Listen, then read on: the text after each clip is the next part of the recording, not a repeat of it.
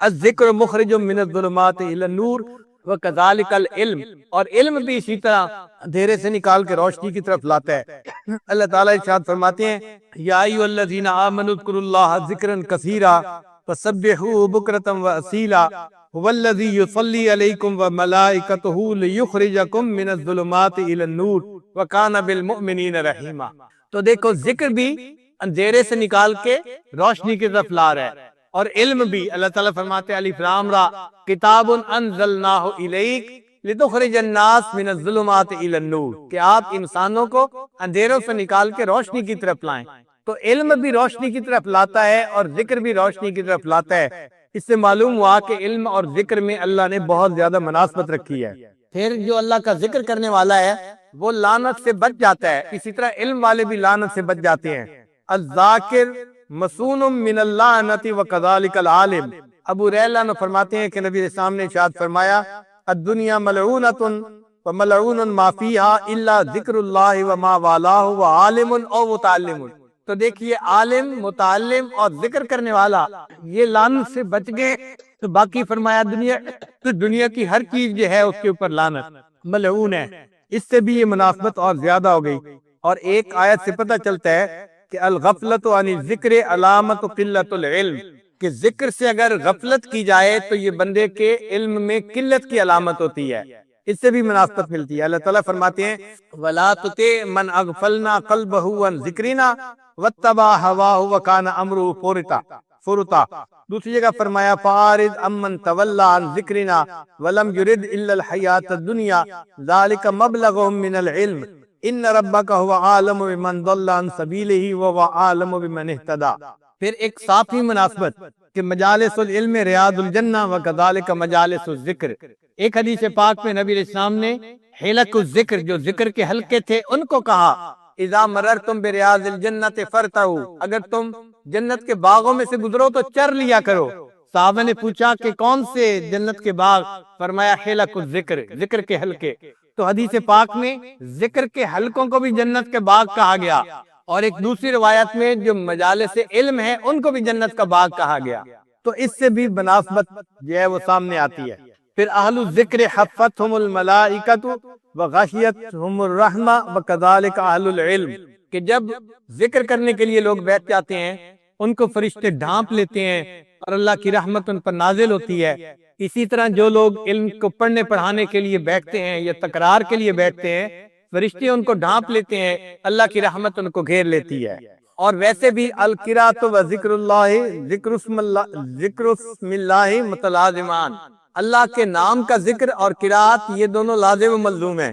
دیکھیے قرآن مجید کی جب وحی اتری تو سب سے پہلی آیت کون سی تھی؟ اقرأ بسم ربک الذی خلق۔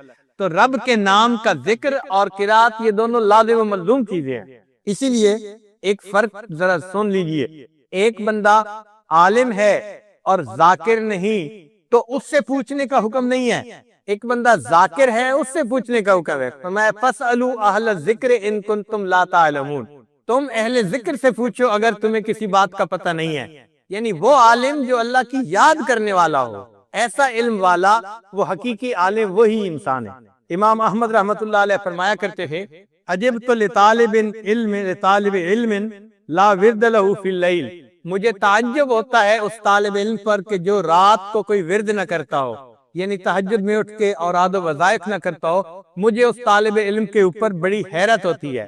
تو اس سے معلوم ہوا کہ اللہ رب العزت نے علم اور ذکر کے اندر بہت زیادہ مناسبت رکھی ہے۔ اس لیے ہر ذاکر کو چاہیے کہ اگر زندگی کا وقت فارغ کر سکے تو علم حاصل کرے، اور ہر عالم کو چاہیے کہ اگر وہ زندگی کے وقت میں کچھ وقت نکال سکے تو ذکر ضرور سیکھے۔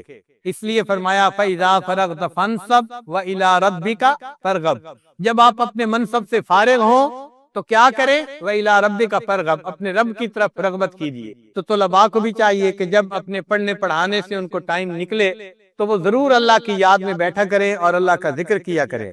پھر اہمیت الذکر علی سبعۃ اوجہ، ذکر کی اہمیت 7 وجہ سے ہے۔ الامر بہ مطلقا و مقیدا، اللہ تعالیٰ نے ذکر کا حکم فرمایا مطلقاً بھی اور مقیداً بھی۔ فرمایا یا ایھا الذین آمنوا اذکروا اللہ ذکرا کثیرا وسبحوہ بکرۃ واصیلا، اور دوسری جگہ فرمایا وَاذْكُرْ رَبَّكَ فِي نَفْسِكَ تَضَرُّعًا وَخِيفَةً۔ اب وَاذْكُرْ رَبَّكَ فِي نَفْسِكَ، ذکر کر اپنے رب کا اپنے نفس میں، ای فی قلبک، مفسرین نے کہا اس سے مراد ہے اپنے دل میں اللہ کو یاد کرو۔ تو اللہ تعالیٰ کو یاد کرنے کا حکم ہے گویا اس آیت میں۔ پھر دوسری وجہ النہی عن ضدہ من الغفلۃ والنسیان، یعنی ذکر کا جو ضد ہے وہ غفلت ہے، تو اللہ تعالیٰ نے غافل ہونے سے منع فرمایا، فرمایا وَلَا تَكُن مِّنَ الْغَافِلِينَ، تو غافلوں میں سے مت ہونا۔ تو ایک طرف تو ذکر کی اہمیت بیان فرمائی اور دوسری طرف غافل ہونے سے منع فرما دیا۔ پھر تیسرا تعلیق الفلاح استدامت ہی و کثرت ہی، ذکر کو مدامت سے کرنا اور کثرت سے کرنا، اس کے ساتھ فلاح وابستہ ہے۔ فرمایا وَاذْكُرُوا اللَّهَ كَثِيرًا لَعَلَّكُمْ تُفْلِحُونَ، تم اللہ کا ذکر کثرت سے کرو تاکہ تم فلاح پا جاؤ۔ تو فلاح کا تعلق اللہ کے ذکر کی کثرت کے ساتھ ہے، جتنا زیادہ ذکر کریں گے اتنا اللہ تعالیٰ ہمیں فلاح عطا فرمائیں گے، اور جو لوگ اللہ کا ذکر کثرت سے کریں گے اللہ تعالیٰ ان کو بہترین اجر اور بدلہ عطا فرمائیں گے۔ فرمایا ان المسلمین والمسلمات، یہ پوری آیت اس میں اللہ تعالیٰ فرماتے ہیں والذاکرین اللہ کثیرا والذاکرات اعد اللہ لہم مغفرۃ واجرا عظیما، اللہ نے ان کے لیے مغفرت اور بڑا اجر ان کے لیے رکھا ہوا ہے۔ تو معلوم ہوا کہ ذکر کے اوپر اجر بھی اللہ تعالیٰ بہت عطا فرماتے ہیں، اور جو انسان ذکر سے غافل ہو اس کے لیے خسارے کی بات فرمائی گئی۔ چنانچہ رب کریم فرماتے ہیں یا ایھا الذین آمنوا لا تلھکم اموالکم ولا اولادکم عن ذکر اللہ ومن یفعل ذلک فاولئک ھم الخاسرون۔ تو معلوم ہوا کہ جو انسان اللہ کے ذکر سے غافل ہوتا ہے وہ خسران میں پڑنے والا ہوتا ہے، اور اللہ کا ذکر یہ بہت بڑا عمل ہے۔ قرآن پاک میں اللہ تعالیٰ فرماتے ہیں وَلَذِکْرُ اللَّهِ اکبر، اور اللہ کا ذکر سب سے بڑا ہے۔ چنانچہ مفسرین فرماتے ہیں کہ ان ذکر اللہ اکبر من کل شیء فہو افضل الطاعات، یہ افضل الطاعات ہے جو اللہ کا ذکر ہے۔ تو ان 7 وجوہات سے ذکر کی اہمیت سامنے آتی ہے۔ ذکر میں ہمارے سلسلے میں 3 طرح کا ذکر ہوتا ہے۔ ایک ہوتا ہے اللہ اللہ کا ذکر کرنا، اللہ کے نام کا ذکر کرنا۔ قرآن مجید میں ہے وَذَكَرَ اسْمَ رَبِّهِ فَصَلَّى، اور رب کے نام کا ذکر کیا اور نماز پڑھی۔ تو اگر کوئی پوچھے کہ رب کا نام کیا ہے تو ہم کیا جواب دیں گے؟ اللہ۔ تو معلوم ہوا کہ اللہ کا ذکر کرنا، تو اللہ کا ذکر کثرت کے ساتھ کرے۔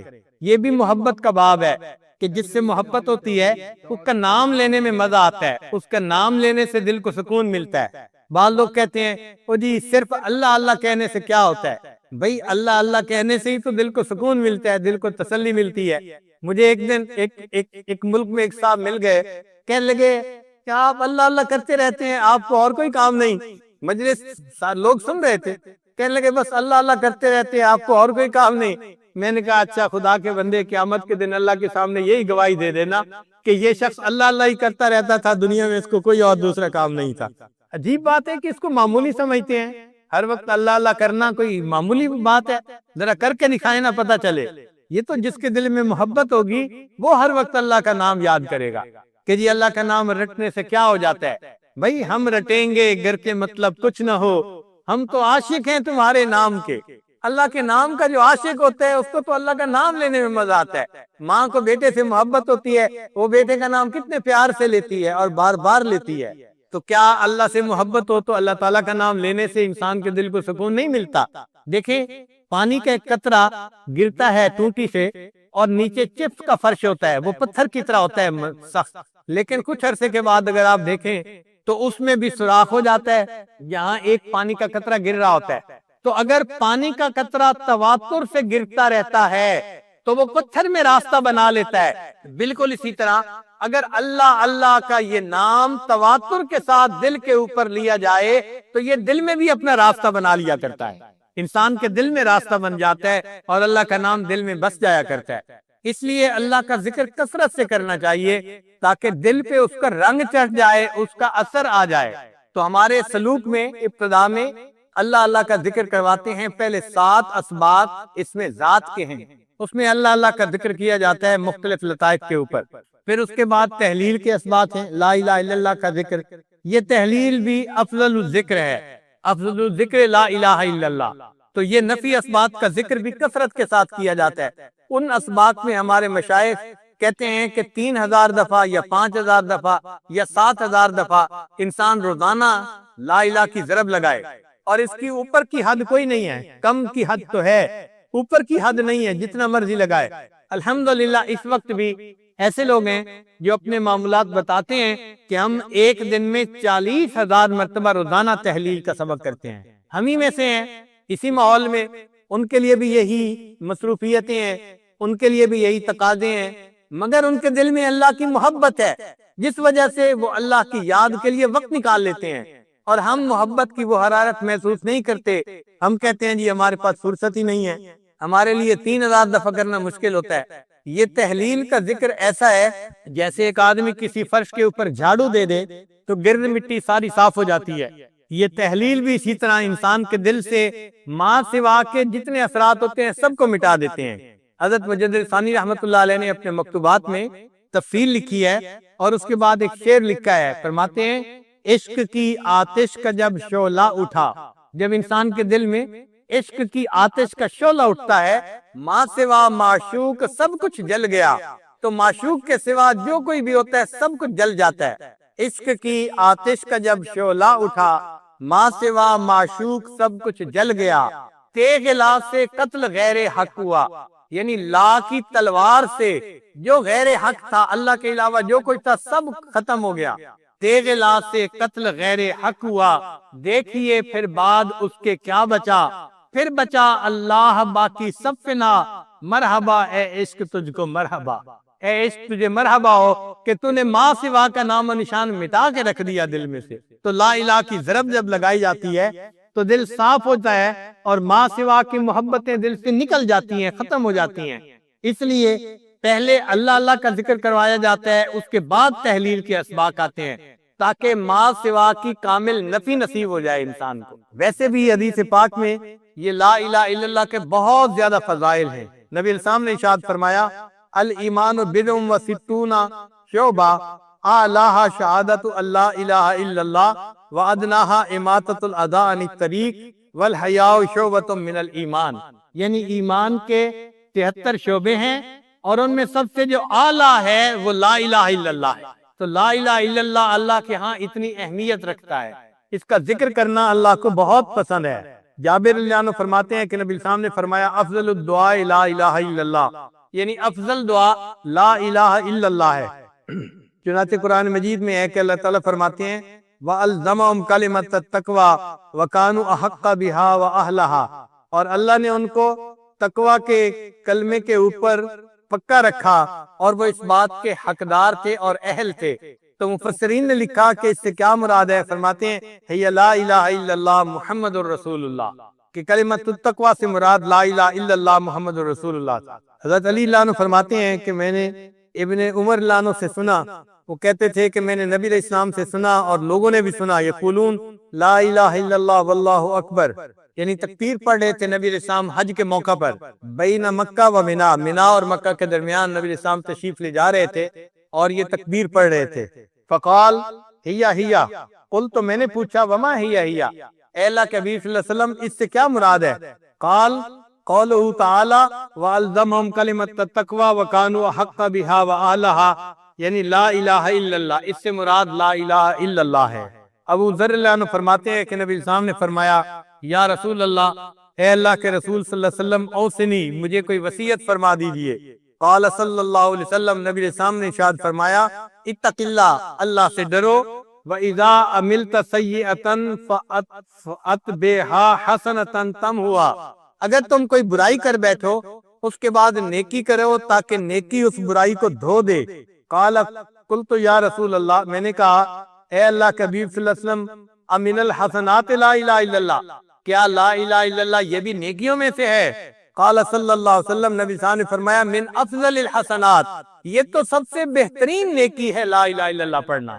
تو دیکھیے اللہ کے حبیب صلی اللہ علیہ وسلم لا الہ الا اللہ پڑھنے کو سب سے بہترین نیکی فرما رہے ہیں۔ ابن عباس نے فرماتے ہیں کہ قرآن مجید میں ہے لہو دعوت الحق، اس سے مراد لا الہ الا اللہ ہے۔ اکرمہ رضی اللہ عنہ سے روایت ہے کہ اللہ تعالیٰ نے فرمایا کہ یا ایھا الذین آمنوا اتقوا اللہ وقولوا قولا سدیدا، تو قول سدید سے کیا مراد ہے؟ وہ فرماتے ہیں لا الہ الا اللہ اس سے مراد ہے۔ اور فرماتے ہیں کہ اللہ تعالیٰ نے فرمایا قد افلح من تزکا، تزکا سے کیا مراد ہے؟ وہ فرماتے ہیں من قال لا الہ الا اللہ۔ اور ایک اور جگہ قرآن مجید کی آیت ہے وَوَيْلٌ لِّلْمُشْرِكِينَ الَّذِينَ لَا يُؤْتُونَ الزَّكَاةَ، وہ مشرک جو زکوٰۃ نہیں دیتے۔ تو فرماتے ہیں کہ زکوٰۃ سے کیا مراد؟ فرمایا الَّذِينَ لَا يَقُولُونَ لَا إِلَٰهَ إِلَّا اللَّهُ، لا الہ الا اللہ اس سے مراد ہے۔ اور موسیٰ علیہ السلام نے جب فرعون سے کہا تھا کہ هَلْ لَكَ أَن تَزَكَّىٰ إِلَىٰ أَن تَقُولَ لَا إِلَٰهَ إِلَّا اللَّهُ، ان سے مراد ان کی یہ تھی کہ تو لا الہ الا اللہ پڑھ لے۔ اور قرآن مجید کی آیت ہے ان الذین قالوا ربنا اللہ ثم استقاموا، کہ وہ لوگ جنہوں نے کہا ہمارا رب اللہ ہے پھر اس پر پکے ہو گئے۔ تو اس سے مفسرین نے فرمایا کہ اس سے مراد ہے کہ اللہ شہادت لا الہ الا اللہ، جو لا الہ الا اللہ کی شہادت پر پکے ہو گئے۔ قرآن مجید میں اللہ تعالیٰ ارشاد فرماتے ہیں الا من اذن له الرحمن وقال صوابا، یہاں صوابا سے کیا مراد ہے؟ فرمایا لا الہ الا اللہ اس سے مراد ہے۔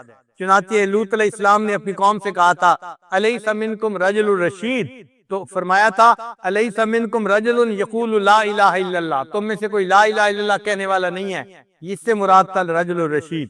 قرآن مجید کی آیت ہے کہ جہنمی جہنم میں کہیں گے رب ارجعون، اے اللہ ہمیں واپس لوٹا دیجئے، لعلی اعمل صالحا فیما ترکت کلا، تو اعمل صالحہ سے کیا مراد ہے؟ تو مفسرین نے لکھا کہ اقول لا الہ الا اللہ، تاکہ میں لا الہ الا اللہ کہہ سکوں۔ اللہ رب العزت کا ارشاد ہے للذین احسنوا الحسنی، کہ جو لوگ نیکی کریں گے ان کو حسنہ ملے گا۔ اس سے کیا مراد ہے؟ فرمایا کہ جو لوگ کہیں گے لا الہ الا اللہ، الحسنہ سے مراد الجنہ، ان کو جنت ملے گی، وزیادہ، اور زیادہ سے مراد النظر الی وجہ اللہ تبارک و تعالی، اللہ تعالیٰ کا دیدار کرنا۔ مجاہد رحمت اللہ علیہ فرماتے ہیں کہ اللہ تعالیٰ کا فرمان ہے وَأَسْبَغَ عَلَيْكُمْ نِعَمَهُ ظَاهِرَةً وَبَاطِنًا، اس سے کیا مراد ہے؟ وہ فرماتے ہیں اس سے مراد ہے لا الہ الا اللہ۔ ایک بندے نے وہاب میں مربع رحمت اللہ علیہ سے کہا کہ الیس مفتاح الجنت لا الہ الا اللہ، کیا لا الہ الا اللہ جنت کی کنجی نہیں ہے؟ نبی علیہ السلام نے فرمایا ہے، انہوں نے فرمایا بلا ایسا ہی ہے یا ابن اخی، ولیکن لیس من مفتاح الا ولہ اسنان فمن جاء باسنانہ فتح لہ ومن لا لم یفتح لہ، یعنی چابی کے دندانے بھی ہوتے ہیں، تو نیک اعمال دندانے کی مانند ہیں۔ جس نے کلمہ پڑھ لیا چابی تو مل گئی، لیکن اگر وہ اعمال بھی ٹھیک کر لے گا تو دندانے بھی ٹھیک ہو جائیں گے، تو جنت کا دروازہ کھل جائے گا۔ اور اگر اس نے اعمال ٹھیک نہ کیے تو اس کے ہاتھ میں کنجی تو ہوگی، مگر وہ کنجی جنت کا دروازہ کھول نہیں سکے گی۔ اور ایسا ہوتا ہے دو گاڑیاں ہیں، ایک کی چابی دوسرے کو لگاؤ تو دروازہ نہیں کھلتا، حالانکہ وہ چابی اندر چلی بھی جاتی ہے، اس کے دندانے ٹھیک نہیں ہوتے۔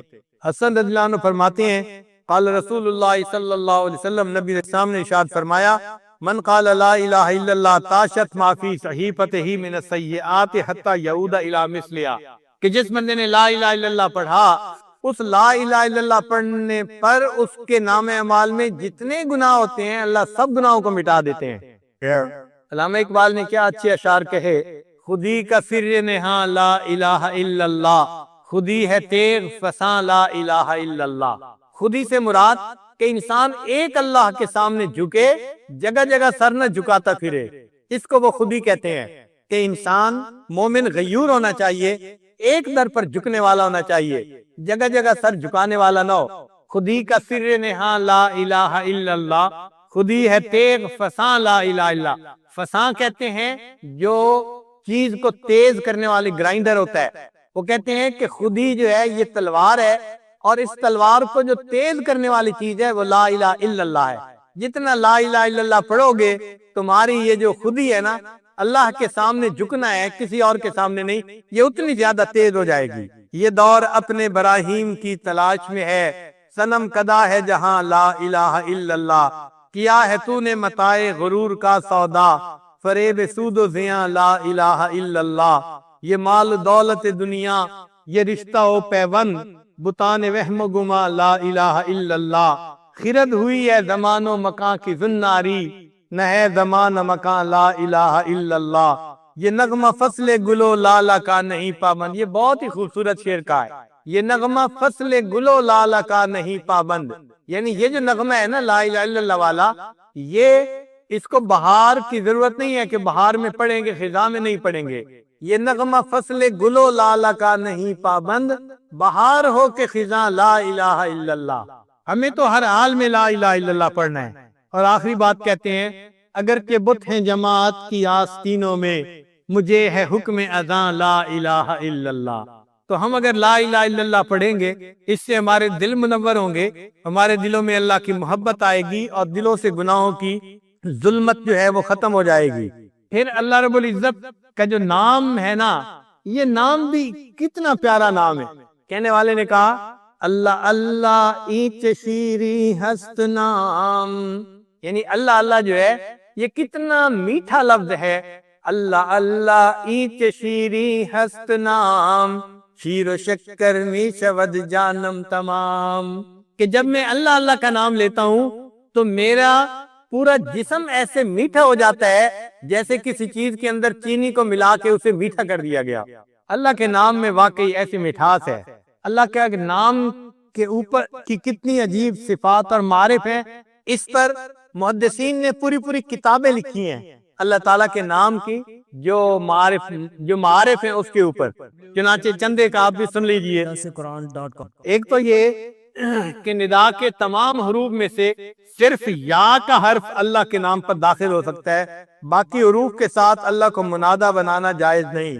اس کی وجوہات ہیں، مثلا یا ایسا حرف ہے جو قریب کے لیے بھی بولا جاتا ہے اور دور کے لیے بھی بولا جاتا ہے، تو یہ قریب اور بعید دونوں کے لیے استعمال ہوتا ہے۔ اور اللہ تعالیٰ کی ذات بھی ایسی ہے کہ وہ انسان کے قریب بھی ہے اور اپنے عظمت و جلال کی وجہ سے بندے سے دور بھی ہے، تو اس میں بھی قرب بھی ہے، بعد بھی ہے۔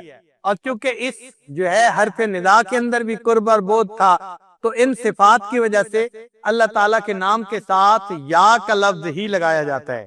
پھر دوسری بات کہ آج تک ماہرین لغات اس بات پر حیران ہیں کہ اللہ رب العزت کا جو یہ نام ہے، یہ عربی ہے یا عجمی، سریانی ہے یا عبرانی، علم ہے یا غیر علم، مشتق ہے یا غیر مشتق۔ اسی طرح یا کی حقیقت بھی لوگوں کی نگاہ سے مستور ہے، تو چونکہ نام بھی مستور تھا اور یہ حرف ندا بھی مستور ہے، تو مستور کو مستور کے ساتھ مناسبت، اس لیے اللہ کے نام کے ساتھ ہی صرف یا کا لفظ آ سکتا ہے۔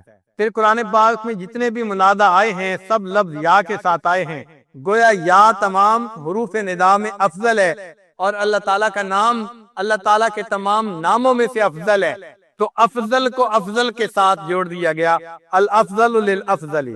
پھر یا ایسا حرف ندا ہے کہ جو بہت جس میں تخفیف ہے، چھوٹا ہے، آسانی سے کہا جا سکتا ہے، اور اس کے آخر میں الف ہے جو کہ مد الصوت کے لیے ہے اور مدادہ کے لیے مناسب ہے، کیونکہ لفظ اللہ کے ساتھ کثرت سے اللہ کو پکارا جاتا ہے اور کثرت استعمال تخفیف کا تقاضا کرتی ہے، اور لفظ اللہ کے ساتھ یا کو خاص کر دیا گیا، اس میں بھی تخفیف اور اس میں بھی اس کے لیے بھی تخفیف۔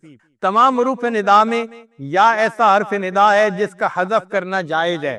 معذوف ہونے کی صورت میں ظاہراً یہ حرف مستور ہوتا ہے اور عملاً و تصرفاً ظاہر ہوتا ہے، یعنی ظاہر بھی ہے مستور بھی ہے، گویا اس حرف کا ظاہر بھی ہے اور باطن بھی ہے، اور چونکہ اللہ تعالیٰ کا ظاہر بھی ہے باطن بھی ہے، الظاہر بھی ہے الباطن بھی ہے، اس مناسبت سے بھی اللہ کے نام کے ساتھ اس لفظ کا حرف کا آنا وہ زیادہ جو ہے وہ بہتر نظر آتا ہے۔ اللہ تعالیٰ کے نام میں ایک خوبی یہ بھی ہے کہ اس نام کے جتنے ٹکڑے کرتے چلے جائیں، جو ٹکڑا باقی بچتا ہے وہ اللہ تعالیٰ کے نام ہی کی طرف انسان کو دعوت دیتا ہے۔ مثلا اللہ کا نام لکھا ہوا ہے، اب اس کو پڑھیں تو کون یاد آتا ہے؟ اللہ یاد آتا ہے۔ اب اگر کوئی بندہ فرض تو پہلی الف ہٹا دے تو باقی کیا بچتا ہے؟ للہ، تو للہ کس کی یاد دلا رہا ہے؟ اللہ تعالیٰ کی۔ اچھا ایک اور لام ہٹا دے تو پھر باقی کیا رہ گیا؟ لہو، لہو ما فی السماوات و ما فی الارض، وہ بھی اللہ کی یاد دلاتا ہے۔ اچھا اگر دوسرا لام بھی ہٹا دیا جائے تو پھر باقی کیا بچ جاتا ہے؟ ہو بچ جاتا ہے، لا الہ الا ہو، وہ بھی اللہ ہی کی طرف انسان کو متوجہ کرتا ہے۔ کتنا خوبصورت نام ہے۔ لوگوں کے نام ہوتے ہیں ایک حرف نکال دو باقی نام کا کوئی مطلب ہی نہیں بنتا، بے معنی سا نام ہو جاتا ہے۔ اللہ آپ کتنے عظیم ہیں، آپ نے اپنے لیے کتنا خوبصورت نام پسند کیا۔ کوئی بندہ الگ الگ بھی کرتا جائے تو جو بچے گا وہ بھی اللہ کے نام کی طرف ہی انسان کو جو ہے وہ متوجہ کرے گا۔ پھر اللہ تعالیٰ کے جتنے باقی نام ہیں وہ سارے کے سارے ایک صفت پر دلالت کرتے ہیں، مثلا الکریم کرم کی صفت کے اوپر، الجواد جود کی صفت کے اوپر، تو ہر اسم جو ہے وہ ایک ایک صفت کے اوپر دلالت کرتا ہے، لیکن اللہ کا نام ایسا ہے جو اللہ تعالیٰ کی تمام صفات کی طرف اشارہ کرتا ہے، یہ ایسا افضل نام ہے۔ پھر یہ بھی سن لیجئے کہ لفظ اللہ سے پہلے اگر کوئی لفظ ہے اور وہ مفتوح ہے یا مضموم ہے تو اللہ کا جو لام ہوتا ہے نا اس کو پر پڑھتے ہیں، اس کو تفخیم کہتے ہیں قراء کی زبان میں۔ یہ تفخیم لفظ اللہ کی جو ہے نا وہ خصوصیت ہے، کسی اور لام میں یہ تفخیم نہیں ہو سکتی، صرف اللہ کے نام کو پر پڑھا جائے گا، اس لیے کہ اللہ کی عظمت کی وجہ سے اللہ کے نام کے اندر بھی ایسا حسن ہے، اس کے پڑھنے کے اندر بھی انسان کو جو ہے وہ پڑھنے میں بھی مزہ آتا ہے۔ یہ کیسا پیارا نام ہے، اذان کے شروع میں اللہ اور اذان کے آخر پہ اللہ۔ ہم اذان دیتے ہیں تو کہاں سے؟ اللہ اکبر، تو پہلا لفظ کیا ہوتا ہے؟ اور جب اذان ختم کرتے ہیں تو لا الہ الا اللہ، تو کہاں پہ ختم کیا؟ اچھا، نماز شروع کرتے ہیں تو کیا پڑھتے ہیں؟ اللہ اکبر، تکبیر تحریمہ، تو اللہ کے نام سے نماز کی ابتدا۔ اور جب سلام پھیرتے ہیں تو پڑھتے ہیں السلام علیکم ورحمۃ اللہ، تو اللہ کے نام پہ انتہا۔ تو اذان کی ابتدا اور انتہا اللہ کے نام سے، نماز کی ابتدا اور انتہا اللہ کے نام سے۔ یہ کیسا پیارا نام ہے، اگر یہ کسی بندے کے دل میں بس جائے تو سوچئے کہ اس بندے کو کتنی نعمت اللہ کے ہاں سے نصیب ہو گئی۔ اس لیے بچہ جب دنیا میں آتا ہے تو سب سے پہلے اس کے کان میں اللہ کا نام پہنچایا جاتا ہے۔ جب اذان دیتے ہیں بچے کے کان میں تو اللہ اکبر سے شروع کرتے ہیں، تو سب سے پہلا نام کیا پہنچا؟ اللہ کا نام پہنچا۔ پھر اللہ کسی دوسرے اسم کی طرف مضاف نہیں ہوتا، جبکہ دوسرے اسماء اس کی طرف مضاف ہوتے ہیں، جیسے عبداللہ، کتاب اللہ، تو اس کی طرف تو مضاف ہو رہے ہیں باقی، لیکن اس کی اضافت کہیں نہیں کر سکتے، چونکہ اضافت نقص کی دلیل ہوتی ہے، اس لیے اس نام کی طرف وہ نہیں کر سکتے۔ اللہ تعالیٰ احتیاج سے پاک ہیں، ایسے اللہ تعالیٰ کا نام بھی احتیاج سے پاک ہے۔ پھر یہ اللہ کا نام پوری کائنات کی جان ہے۔ ان اللہ عز و جل یقول لاسرافیل اذا سمعت قائلا یقول اللہ اللہ فاخر النفخۃ 40 سنۃ اکراما لقائلها، کہ جب تو کسی بندے سے سنے کہ وہ اللہ کا لفظ کہہ رہا ہے، اس نام کے اکرام کی وجہ سے سور پھونکنے میں 40 سال تاخیر کر دینا۔ کتنا یہ عظیم نام ہے کہ اس کی وجہ سے پوری کائنات تباہ ہونے سے بچا دی جاتی ہے 40 سال کے لیے۔ جب اللہ تعالیٰ نے آدم علیہ السلام میں روح پھونکی تو حدیث پاک میں آتا ہے کہ جیسے ہی وہ زندہ ہوئے تو انہوں نے سب سے پہلے اللہ کا نام لیا۔ ایک اور طلباء کے لیے نکتہ، آپ نے دیکھا ہوگا کہ جب حروف ابجد لکھتے ہیں نا، الف کھڑی کھڑی لکھتے ہیں اور با لیٹی لیٹی لکھتے ہیں، تو با فطرتاً یعنی اصلاً وہ لیٹی ہوئی ہوتی ہے، الف کھڑی ہوئی ہوتی ہے اور با لیٹی ہوئی ہوتی ہے، لیکن یہ با جب اللہ کے نام کے ساتھ مل جاتی ہے، اللہ کے اسم کے ساتھ مل جاتی ہے، جیسے بسم اللہ، تو اس میں جو شروع میں با لکھتے ہیں اس کو بھی کھڑا بناتے ہیں۔ کیوں کھڑا بناتے ہیں؟ اللہ کے نام کی عظمت کی وجہ سے۔ ہمارے لیے سوچنے کی بات ہے، اگر با لیٹی ہوئی تھی، اللہ کے نام کے ساتھ جڑی، اللہ کے نام نے اس با کو کھڑا کر دیا، اے انسان تو بھی دنیا میں پریشانیوں سے لیٹا ہوا ہے، اللہ کے نام کے ساتھ نتھی ہو جائے گا، اللہ تعالیٰ تجھے بھی کھڑا فرما دیں گے، تجھے بھی عزتیں عطا فرما دیں گے۔ حضرت عمر بن عبدالعزیز رحمت اللہ علیہ اپنے کاتب کو کہا کرتے تھے کہ جب بسم اللہ لکھنا ہو تو با کو ذرا اونچا کر کے لکھا کرو، جتنا اونچا کر کے لکھو گے اتنا بسم اللہ میں حسن زیادہ ہوگا۔ اب اس نام کا ذکر ہم نے کثرت کے ساتھ کرنا ہے۔ ہمارے بزرگ فرماتے ہیں، مومنا ذکر خدا بسیار گو، مومنا ذکر خدا بسیار گو، تابعہ بی درد و عالم آبرو، ذکر کن ذکر تا ترا جانس، ذکر کن ذکر تا ترا جانس، پاکی دل ز ذکر رحمانس، جتنا رحمان کا ذکر کریں گے اتنا ہی دل کی پاکی زیادہ بڑھے گی، دل منور ہوگا۔ تو آج کی مجلس میں ہم اپنے دلوں میں یہ ارادہ کریں کہ ہم نے اس ذکر کی کثرت کرنی ہے، لیٹے بیٹھے چلتے پھرتے اپنے اللہ کو یاد کرنا ہے اور اپنے دل کو اس نام سے منور کرنا ہے۔ یہ نام اتنا برکتوں والا ہے کہ حضرت گنگوئی رحمت اللہ علیہ نے ایک جگہ لکھا ہے کہ اگر کوئی بندہ پوری زندگی میں ایک مرتبہ اللہ کا نام محبت سے لے گا، اس ایک عمل کی وجہ سے کبھی نہ کبھی اس کو جہنم سے ضرور نکال لیا جائے گا۔ تو جس نام میں اتنی برکت ہو کہ ایک دفعہ اللہ کا نام اللہ کثرت سے کوئی لے، ایک دفعہ نام لے تو جہنم سے نکلنے کا سبب بنے گا۔ اگر بار بار اس نام کو لیں گے اور رٹیں گے تو اللہ کو کتنا اچھا لگے گا۔ اللہ تعالیٰ ہمیں اپنا ذکر کثرت کے ساتھ کرنے کی توفیق عطا فرمائے۔ ہمارے اکابر خوب ذکر کرتے تھے، بہت زیادہ ذکر کرتے تھے، چنانچہ کتابوں میں لکھا ہے کہ بعض حضرات ستو خشک پھانکتے تھے، تو دوسرے بزرگ فرماتے ہیں کہ میں نے ان سے پوچھا اس میں پانی ملا کے کیوں نہیں کھا لیتے؟ وہ کہنے لگے میں نے حساب لگایا ہے، اگر خشک کھائیں تو وقت کم لگتا ہے، پانی ملا کے کھائیں وقت زیادہ لگتا ہے، اور پانی ملانے میں اتنا وقت زیادہ لگتا ہے کہ جس میں 70 مرتبہ سبحان اللہ پڑھ سکتا ہوں، لہذا پچھلے 20 سال سے میں خشک ستو کھا کے گزارا کر رہا ہوں، جو وقت بچتا ہے اس میں بھی میں اللہ کا نام لے لیتا ہوں۔ اور ہمارے اکابر تو فرماتے ہیں کہ ہر سانس کے نکلتے آتے اور جاتے اللہ کا نام انسان لے، ہر سانس کے ساتھ اللہ کا نام، ایک سانس بھی اللہ کے نام سے غافل ہو کر نہ گزرے۔ ہمارے سلسلہ عالیہ نقشبندیہ میں اس کو وقوف قلبی کہتے ہیں۔ وقوف قلبی کا مطلب کہ دل ہر وقت اللہ کے ساتھ جڑا رہے، لیٹے بیٹھے چلتے پھرتے ہر وقت دل اللہ تعالیٰ کی یاد میں مصروف رہے۔ اور واقعی انسان اس نام کو جتنا کثرت سے لیتا ہے، یہ نام انسان کے دل کے اندر اس طرح بس جاتا ہے کہ پھر انسان بھول ہی نہیں سکتا۔ بھلانا بھی چاہو بھلا نہیں سکو گے، بھولنے کی بھی کوشش کرے انسان تو اس نام کو بھول نہیں سکتا، ایسا دل میں بس جاتا ہے۔ چنانچہ شاعر نے کہا روز کہتا ہوں بھول جاؤں انہیں، روز کہتا ہوں بھول جاؤں انہیں، روز یہ بات بھول جاتا ہوں۔ ایسا یہ نام دل میں بس جاتا ہے کہ بندہ بھولنے کی نیت کرے تو بھول بھی نہیں سکتا۔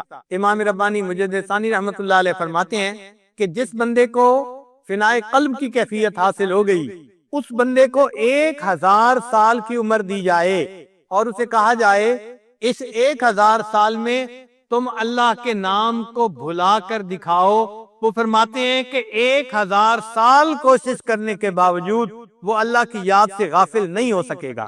اب ایسا مقام کہ بھلانا بھی چاہو بھلا نہیں سکو گے، اس لیے ہمارے مشائخ نے لکھا ہے الفانی لا یرد، فانی واپس نہیں لوٹتا۔ واقعی جس کو ذکر میں فنا حاصل ہو جاتی ہے پھر غفلت کا نام و نشان وہاں نہیں آتا۔ اس کی مثال یوں سمجھیں کہ اگر کوئی پھل پک جائے تو کیا پکنے کے بعد دوبارہ کچا ہو سکتا ہے؟ دوبارہ کچا نہیں ہو سکتا۔ کوئی بچہ بالغ ہو جائے تو بالغ ہونے کے بعد دوبارہ نابالغ تو نہیں ہو سکتا۔ اسی طرح جب ذکر میں فنا کا مقام مل جاتا ہے تو بندہ پھر دوبارہ غفلت کی طرف واپس نہیں لوٹ سکتا۔ تو ہم ذکر کو اتنا کریں کہ اس کو نقطہ فنا تک پہنچا دیں، فنائے قلبی کا مقام حاصل ہو جائے، اور ہمیں اللہ تعالیٰ شیطان کے فریب سے محفوظ فرما لے۔ یہ ذکر انسان کے پاس اسلحہ ہے، ہتھیار ہے۔ اور آپ نے دیکھا ہوگا کہ جب کوئی فوجی کسی دشمن پر قابو پا لیتا ہے نا تو سب سے پہلا کام یہ کرتا ہے کہ اس سے اسلحہ چھینتا ہے۔ جب بھی فوجی کسی کو پکڑتا ہے کیا کہتے ہیں؟ ہینڈز اپ، ہاتھ کھڑے کرو۔ کیوں ہاتھ کھڑے کرواتے ہیں بھائی؟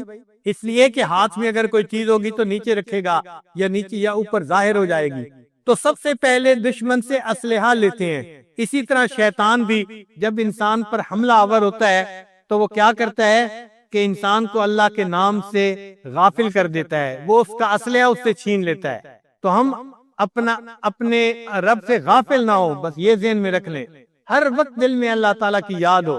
ہمارے مشائخ اتنا اللہ کو یاد کرتے تھے کہ وہ گھنٹوں مراقبے میں بیٹھتے تھے۔ حضرت مولانا غلام اللہ خان رحمت اللہ علیہ، انہوں نے قرآن مجید کی تفسیر پڑھی تھی ایک بزرگ سے۔ ہمارے حضرت مرشد عالم رحمت اللہ علیہ نے بھی انہی سے تفسیر پڑھی تھی۔ ان بزرگوں کو اللہ رب العزت نے نقشبندیہ سلسلہ میں بہت زیادہ جو ہے وہ ذکر کی توفیق عطا فرمائی تھی۔ ہمارے حضرت فرمایا کرتے تھے وہ اتنا ذکر کرتے تھے کہ عشاء کے بعد مراقبہ کرواتے تھے جس کی اختتامی دعا نہیں ہوتی تھی۔ ہم بڑے حیران ہوئے کہ عشاء کے بعد مراقبہ کرواتے تھے اور اس کی اختتامی دعا نہیں ہوتی تھی۔ تو حضرت نے فرمایا ہاں، حضرت نے سب مریدین میں اعلان کیا ہوا تھا کہ بھائی جب مراقبہ میں شروع کروں گا آپ مراقبے میں شریک ہو جائیں، پھر جو تھک جائے وہ اٹھ کے چلا جائے۔ ایک جاتا تھا، دوسرا جاتا، تیسرا جاتا، لوگ اٹھ کے جاتے تھے۔ تہجد کا وقت ہو جاتا، حضرت جب سر اٹھاتے تھے تو سب لوگ جا چکے ہوتے تھے، حضرت اٹھ کے تہجد کی نیت مان لیتے تھے۔ ان کے مراقبے میں اختتامی دعا ہی نہیں ہوا کرتی تھی، اتنا لمبا مراقبہ کیا کرتے تھے، گھنٹوں اللہ کی یاد میں بیٹھا کرتے تھے۔ سید احمد بدوی رحمۃ اللہ علیہ مصر میں ایک بزرگ ہوئے ہیں، ان کے بارے میں آتا ہے کہ وہ کئی دن کا مراقبہ کرتے تھے، یعنی 40 دن مراقبے میں بیٹھتے تھے۔ کیا مراد؟ فقط نماز کے وقت اٹھتے تھے اور نماز پڑھ کے پھر مراقبے میں، پھر اٹھتے تھے نماز پڑھ کے پھر مراقبے میں، 40 دن ایسے گزارتے تھے۔ تو ان کے حالات زندگی میں لکھا ہے کثرت ذکر کرنے کی وجہ سے ان کے چہرے پہ اتنا نور تھا کہ لوگ ان کے چہرے کا نور دیکھ کے برداشت نہیں کر سکتے تھے، تو وہ اپنے چہرے کو لپیٹا کرتے تھے، ڈاٹا باندھا کرتے تھے۔ عام آدمی ان کے چہرے کو دیکھ کے برداشت نہیں کر سکتا تھا، بے ہوش ہو جاتا تھا، ایسا نور اللہ نے ان کے چہرے پہ عطا فرمایا تھا۔ تو ہمارے بزرگوں نے تو 40 دن کے مراقبے کیے، اور ہم 40 منٹ کا مراقبہ بھی نہیں کر پاتے۔ 2 منٹ 4 منٹ کے مراقبے سے انسان کا دل نہیں سنورتا، جو دل بگڑنے میں جو ہے 20 سال لگے اس کو بگاڑنے میں، اب اس کو سنوارنے میں 20 منٹ تو لگیں گے ہی نا۔ یہ کیسے ہو سکتا ہے کہ ہم 2 منٹ کا مراقبہ کریں اور دل سنور جائے؟ تو اس کے لیے وقت لگانا پڑے گا، ہم اس کو اپنی ایک ضرورت سمجھیں۔ موت سے پہلے پہلے یہ نعمت اللہ نے ہمیں عطا فرمائی ہے، ہم اپنے دل کو سنوار لیں تو یہ قلب سلیم بن جائے گا۔ اور اللہ تعالیٰ فرماتے ہیں کہ یوم لا ینفع مال ولا بنون الا من اتى اللہ بقلب سلیم، قیامت کے دن نہ مال کام آئے گا، نہ اولاد کام آئے گی، بیٹے کام آئیں گے، ہاں جو سنورا ہوا دل لایا وہ دل اسے کام آئے گا۔ اللہ تعالیٰ دلوں کے بیوپاری ہیں، بندے سے دل مانگتے ہیں، اے بندے مجھے اپنا دل دے دے۔ ہم اللہ کو اپنے دل میں بسا لیں، اتنا ذکر کریں، اتنا ذکر کریں کہ اللہ دل میں آ جائے، اتنا ذکر کریں کہ اللہ دل میں سما جائے، بلکہ اتنا ذکر کریں کہ اللہ دل میں چھا جائے۔ حضرت مجدوب رحمۃ اللہ نے یہی کہا، یاد میں تیری سب کو بھلا دوں کوئی نہ مجھ کو یاد رہے، یاد میں تیری سب کو بھلا دوں کوئی نہ مجھ کو یاد رہے، تجھ پر سب گھر بار لٹا دوں خانہ دل آباد رہے، سب خوشیوں کو آگ لگا دوں غم سے تیرے دل شاد رہے، سب کو نظر سے اپنی گرا دوں تجھ سے فقط فریاد رہے، اب تو رہے بس تا دم آخر ورد زباں اے میرے الہ، لا الہ الا اللہ، لا الہ الا اللہ۔ اللہ تعالیٰ ہمیں اس ذکر کو کثرت کے ساتھ کرنے کی توفیق عطا فرمائے۔ وآخر دعوانا